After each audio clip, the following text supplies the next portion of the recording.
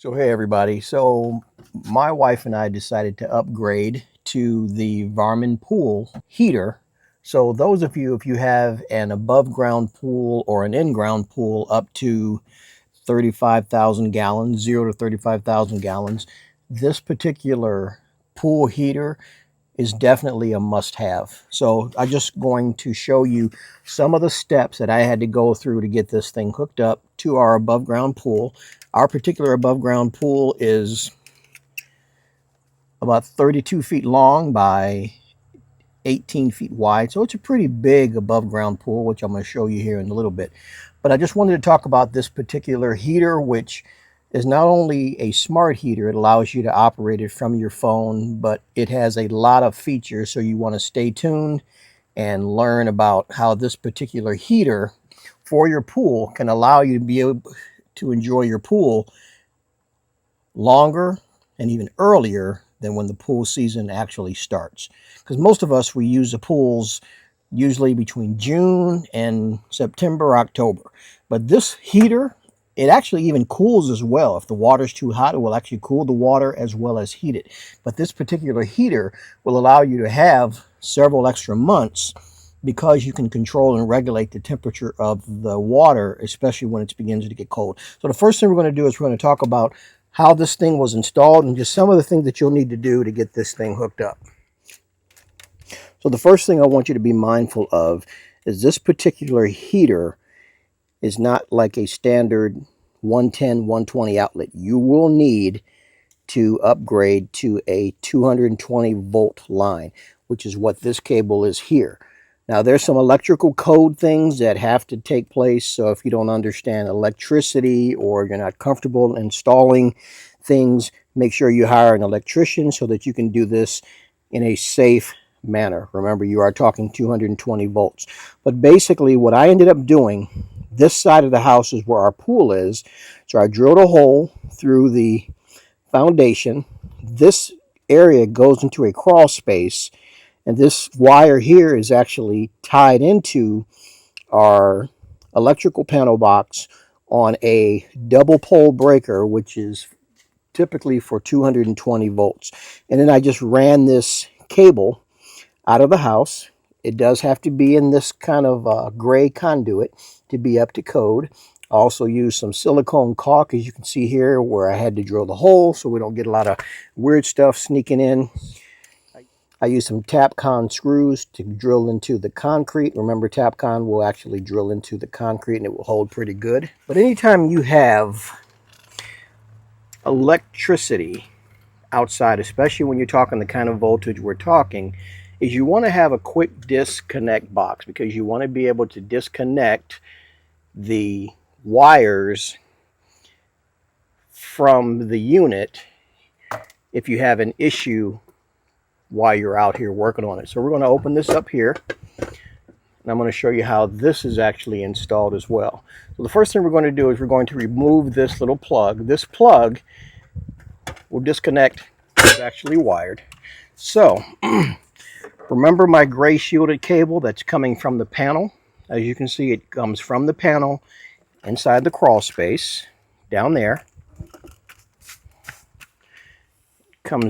Goes from the panel, comes along, comes up the wall here, goes into this box. So in this box, you can see there are several wires. And again, folks, just let me reiterate this again. If you are not comfortable with electricity, hire an electrician to do this properly. If you have a friend or somebody that you know that understands electrical wiring and can do it up to code, hire them. So you see these wires here. This is coming from my panel. And again, the manual that comes with the heater will explain to you everything that you need as far as what gauge wire and so on and so forth. So as you can see, there are connections underneath here where these wires go. Now this is hot. Okay, because I pulled that little plug out, there is no power to the heater. But if I touch these two wires right here, this red and this black one, up here where these screws are, it will shock me. You know, electricity can kill you. So again, folks, be careful. But I basically screwed this box to the wall, and it allows me to have a way to disconnect this if I need to work on the heater or work on any other parts of my electrical equipment out here for the pool. So basically these wires, the white wire is my neutral, which goes to this neutral bus bar here. This black wire and this red, again, 110 and 110 is 120. So each of these wires is carrying my 110. As you can see, it goes on those terminals. And then I have my wire here that came with the heater. This particular heater will come with the attached cable, so you do not need to go out and purchase any additional shielded cable to connect this. And then what you do is you run your wire from your heater. If you look over there, you can see where it's coming out of the bottom of the heater. I have it running through one of these things just to keep it protected from somebody tripping over it. And it comes up here into the box on the opposite side. And then I tie it to the same terminals as you can see, black, black, red, white. Now in this case, not to get too technical here for those of you that aren't electricians, I am using the white wire as a hot wire. So this is 110, this is also 110. But you'll notice here, you'll see this white wire here, and that's technically acting as my neutral or my ground. Again, I don't want to get too technical. And like I've already said 3 times, if you're not comfortable, hire an electrician. So basically, we're going to put this back together. And then we're going to get the heater powered back up again. So that goes there. This thing here plugs in. All right, as you can see, it's back in, so we should have power to our unit. Then I lock my box, and we are good to go. Okay, and just continuing with what I was saying, as you can see here, underneath these 4 screws is your wire that thankfully actually comes already wired. So all you need to do is run this cable here over to your box I just got finished describing to get you your power. This may take, you know, several hours for you to feel the temperature of the water changing to where it's comfortable to get in.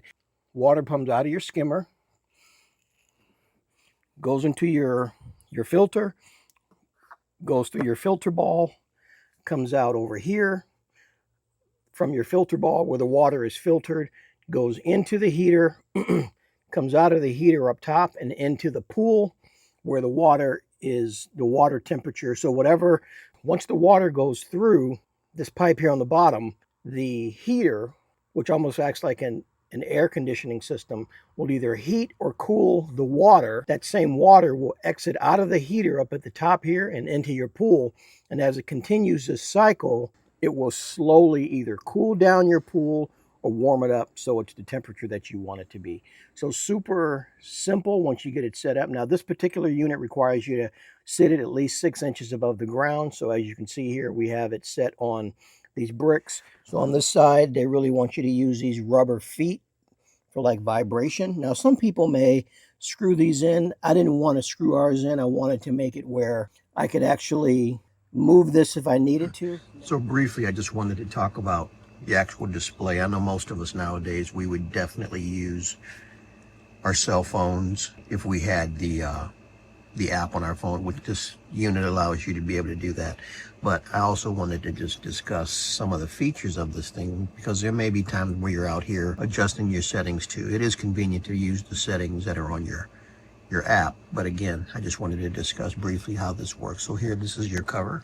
When you squeeze these little tabs, it will release. It also has the ability where you can lock it and unlock it. As you can see here, there is a lock mechanism. Show unlock, yes or no. Just click yes. This digital display here gives you the ability, as you can see here, to adjust the temperature, to lower the temperature, turn the power on and off. It has its settings, gives you the day of the week. And again, all this stuff is programmable. As you can see, you can program it. You have your settings, you have the time. So if you want to set what time you want this thing to come on or turn off, it has the different functions. It has your Wi-Fi set up. It even has an error section that will also show you if you're having an error with your system, what that error is and how to correct it. Go to settings, you have to enter your password. Here you have the different programmings, give you the status, time. Obviously that's pretty self-explanatory. You can set the date and time, what language. The date and time is going to matter because if you want to come on at 6 o'clock, you want to make sure you have it set to whatever time it is where you're at. That's pretty common sense. It has different periods 1, 2, and 3, so you can have it come on and off for different times. Like I said, guys, this thing has a lot of different features built into it. Again, the Wi-Fi function, we haven't set that up yet. It's got defrost, it's got reset, and so on and so forth. So guys, listen, most of these settings will also be in the phone app. Like I said, I'm just trying to give you an idea of what you're going to be dealing with on the unit itself. So you have the ability to do this through the unit itself, or once you download the app, you can do it through the app as well. So we're going to power this off. Turn it off. It gives you a prompt, yes and no. So we're shutting it off, and as you can see, it gives you what your inlet temperature is, what your outlet temperature. The majority of us are going to use the app on our phone, but you still need to understand what features and functions you have through this portion of your machine itself. So just to touch base a little bit, just so you're aware of some of the features that this heater has. Like I said, for my wife and I, we love it. It's been working great.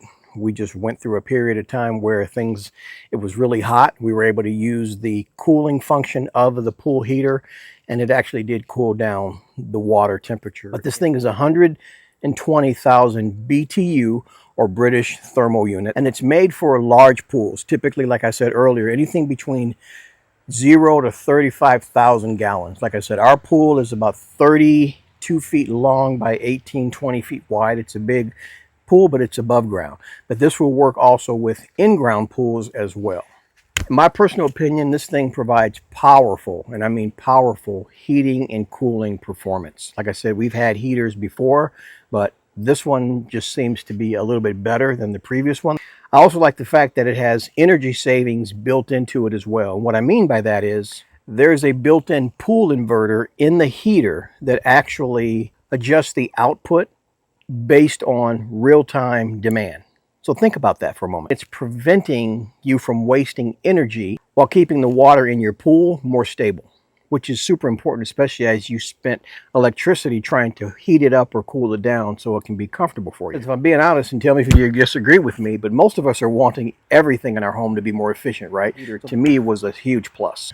Another thing that I love about it is it's got an app that you can download to your phone, which has a smart Wi-Fi function, which allows you to adjust the temperature, the settings, the timer. You can have this thing cut on and cut off for certain times. All this is built into a phone app. So if you get up in the morning, you haven't been outside yet, and you're like, you know what, I want to turn the heater on, get the temperature set to a certain temperature. You can set all this stuff up through the smart app that comes with this heater. All you have to do is download it to your phone. Another thing that I thought was kind of unique about this particular heater is that it comes with a titanium heat exchanger. And what that means is it allows you to transfer the heat or the cooling, whichever it is you're trying to do, quickly. And all of us know when you're wanting to get in the pool because you want to enjoy it, you want to do it quickly. You know, all of us are wanting things done, Johnny, on the spot. And the fact that this has a heat exchanger built into it that allows you to do that, to me and my wife, was a super plus. And finally, one of the last features that I liked about it was the fact that it's super quiet.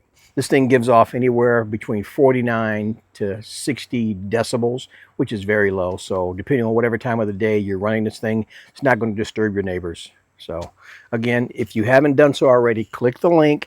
If nothing else, read about it, check it out. And again, if you're like us and you like to use your pool most of the year round, like I live in the Midwest, so anytime I can get in my pool in April, that's an awesome thing for us. Or have it last. You know, we do a lot of work setting up our pools and getting them ready for the season.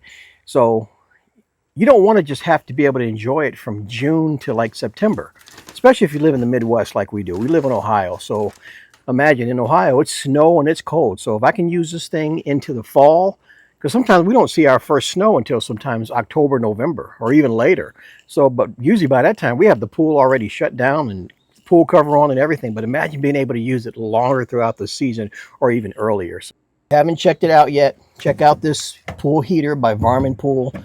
Click the link down below, visit their website. They have a lot of other cool products as well. Like I said, for my wife and I, we love it. This has been a godsend for us.